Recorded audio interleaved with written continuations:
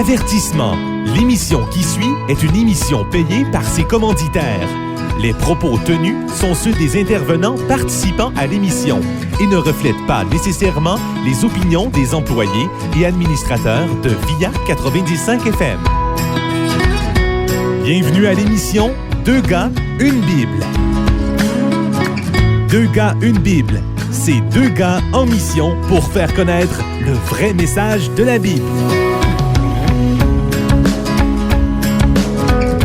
Bonjour et bienvenue à Deux gars, une Bible. C'est encore une joie et un privilège d'être avec vous aujourd'hui dans vos foyers. Vous êtes avec le pasteur Joël Lapierre et Frédéric Colella, tous deux pasteurs dans la région.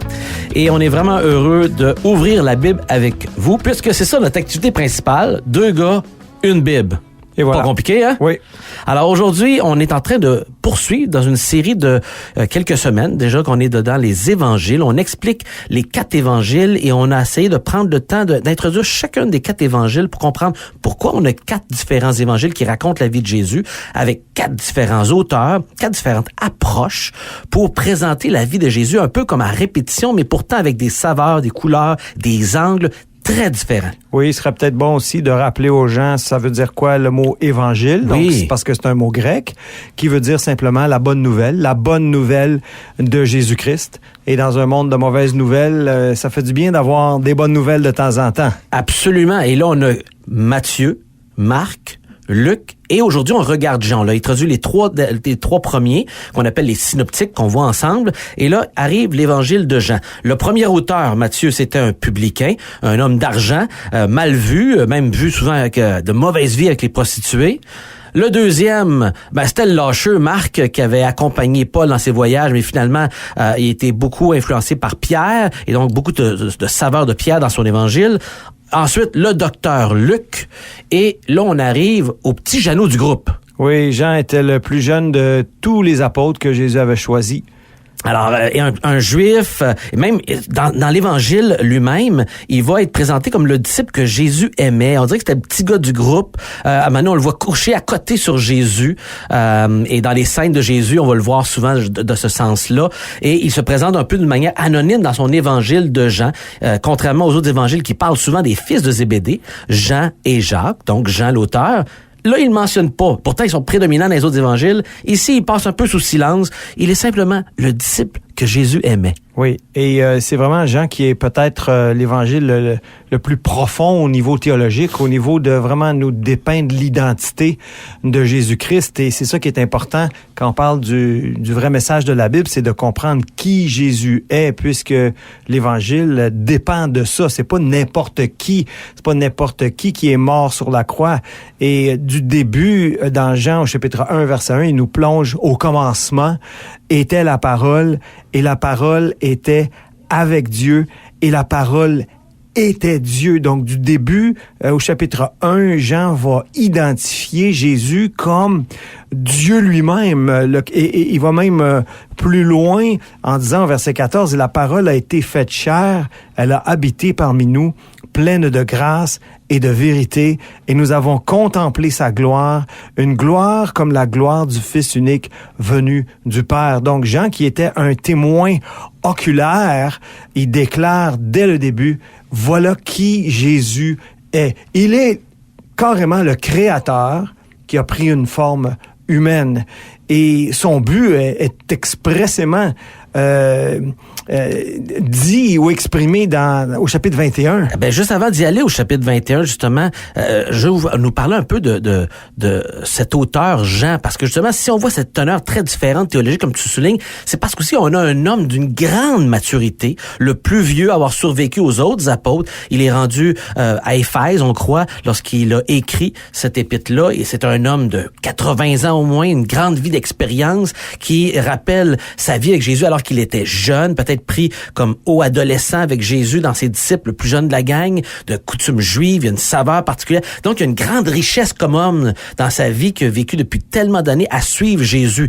Et donc, quand on regarde ces messages, comment ils présentent Jésus, ça paraît cette maturité-là. Et on n'invente pas que c'est Jean qui l'a écrit. Il y a des témoignages, justement, de ceux qui ont été dans le siècle qui ont suivi la mort de Jésus, qui ont témoigné comme Irénée, Polycarpe, que c'était effectivement, Polycarpe étant lui-même un disciple de Jean, qui ont témoigné que c'était effectivement Jean qui avait écrit cet évangile et eux qui avaient gardé cette information-là de bouche à oreille. 2 générations plus tard, c'était clair pour tout le monde. Ça n'a pas été contesté pendant des années par les pères de l'Église. Ce qui est extrêmement important aussi, c'est que ces pères de l'Église-là ont beaucoup écrit eux-mêmes des livres, des réflexions théologiques, et ce qu'on retrouve dans leurs écrits, c'est une présentation de Jésus qui est conforme à celle qu'on retrouve dans les évangiles. Puis ça, c'est très important parce que il y a pas de déformation à travers le 1er, le 2e siècle. On voit que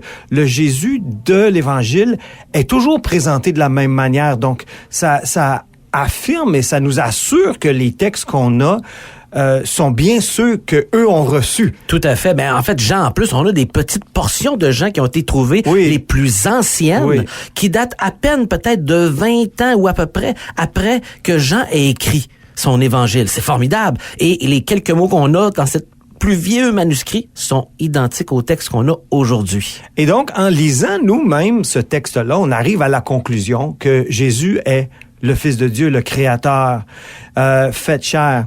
Et c'est exactement ce que ces pères de l'Église-là croyaient, puis ils l'ont exprimé très clairement.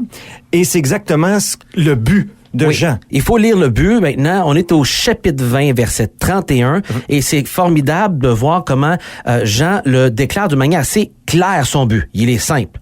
Mais ces choses ont été écrites afin que, 1, vous croyez que Jésus est le Christ, le Fils de Dieu. Donc, croire, mais pas n'importe quoi, l'identité, Jésus-Christ est Fils de Dieu. Et 3, qu'en croyant, vous ayez la vie en son nom. Donc, il y a une nouvelle vie, une vie éternelle et permanente, une vie complète qu'il y a à y avoir en lui. Mais il faut croire la bonne identité pour bénéficier de cette vie éternelle. Et partout, à travers tout le livre, chaque chapitre, continuellement, il revient avec cette invitation-là à croire, près d'une centaine de fois. Il va faire une histoire, il va raconter ceux qui ont cru, ceux qui n'ont pas cru, puis pourquoi ils ont cru.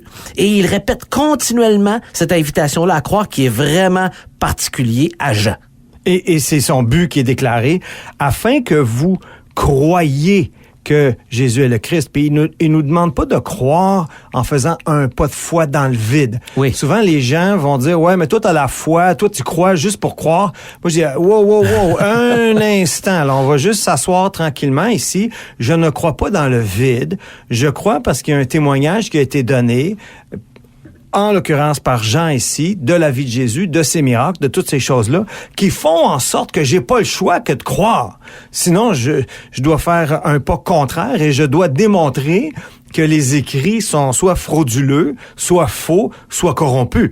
Et tout l'ensemble du témoignage de l'œuvre, puis du témoignage même des gars que tu as nommés tantôt, qu'on appelle les pères de l'Église, est constant avec l'Écriture. Donc, ce qui est là, c'est ce qui a été écrit et ce qui a été cru par ces gens-là qui vient encore augmenter la véracité des textes. Là. Tout à fait. Fait que quand on lit les histoires de Jean, une à une, plusieurs qui sont uniques à Jean, il faut revenir continuellement à ce but-là, dans le chapitre 20, verset 31, lire ce verset-là, puis là, tu lis le chapitre après. Tu lis un chapitre, tu relis ce but-là pour être capable de cerner le but qu'il ramène d'une manière thématique tout au long de son évangile, qui est très structuré, très réfléchi, et qui veut mettre l'accent continuellement à chaque chapitre, chaque miracle, chaque sermon, que Jésus déclare qu'il est effectivement Dieu incarné en homme.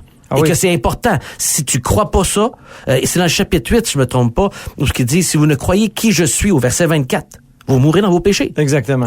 Fait que c'est pas juste de croire dans un Jésus prophète, un Jésus bon prédicateur, d'un Jésus de bonne vie, d'un Jésus de béatitude. Non.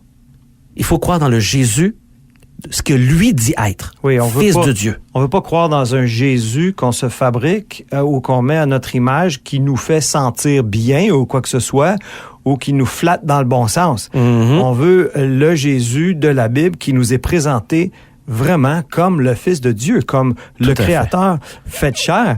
Et encore, Dieu ne nous demande pas de faire un pas de foi dans le vide. Et comme Jean le dit, c'est que cette description nous est donnée afin que vous croyiez. Puis il y a deux éléments qu'on veut parler ici aujourd'hui qui nous aident à faire un pas de foi. Premièrement, c'est l'élément prophétique de la Bible que des siècles avant, Jésus avait été annoncé, et aussi une démonstration par sa vie qu'il était vraiment le Fils de Dieu. Et c'est là que les miracles rentrent en ligne de compte. Et dans Ésaïe, au chapitre 53, verset 1, il est écrit « Qui a cru à ce qui nous était annoncé? Qui a reconnu le bras de l'Éternel? » Donc, les miracles sont vraiment la manifestation du bras de Dieu sur la vie de Jésus. C'est pour ça que jamais personne a fait les choses que lui a faites, parce que lui était vraiment extrêmement particulier. Et on voit le récit, particulièrement dans Jean aussi, tous les miracles historiques que Jésus a fait, qui prouvaient qu'il était le Fils de Dieu, ou du moins qui prouvait que Dieu était avec lui. Tout à fait. Et maintenant, ce qui est particulier, c'est que on se dit, il aurait fait des miracles uniques, incroyables, démesurés à l'œil de l'homme, et pourtant, ce n'était pas une garantie que tous allaient croire. Mais non, il est même écrit que malgré tant de miracles qu'il avait fait, puis ces gens qui l'avaient remarqué, qui étaient là. Chapitre 12, verset 37. Voilà. Malgré tous les miracles que Jésus a fait, il y en avait qui ne croyaient pas. Et encore une fois, le miracle, c'est une preuve dans un certain sens, mais c'est pas tout le monde qui va le recevoir. Et Nicodème lui-même, un pharisien, donc un homme religieux de l'époque, est allé voir Jésus de nuit, et il était vraiment curieux d'entendre Jésus puis de lui poser certaines questions. Puis il lui a dit, c'est sûr que tu viens de Dieu, toi, parce que personne ne peut faire ces miracles que tu fais si Dieu n'est avec lui. Donc il a vu le miracle, il a raisonné en lui-même, attention, là, Dieu est ici parce que ça, c'est impossible. C'est du jamais vu. C'est du jamais vu. Marcher sur les eaux, guérir un lépreux, guérir un aveugle. Un aveugle-né. Un aveugle-né, un paralytique. Créer à partir de 2 poissons, des milliers de poissons pour nourrir une foule. Donc, il y a vraiment quelque chose d'extraordinaire et de très particulier qui se passe. Et Jésus va lui dire, tu as une responsabilité, c'est celle de répondre par une nouvelle naissance. Il dit, vérité en vérité, je te le dis, si un homme ne naît de nouveau, il ne peut voir le royaume de Dieu. C'est correct, tu as compris que j'étais celui qui t'a envoyé, il y a des miracles, puis qui authentifie qui je suis.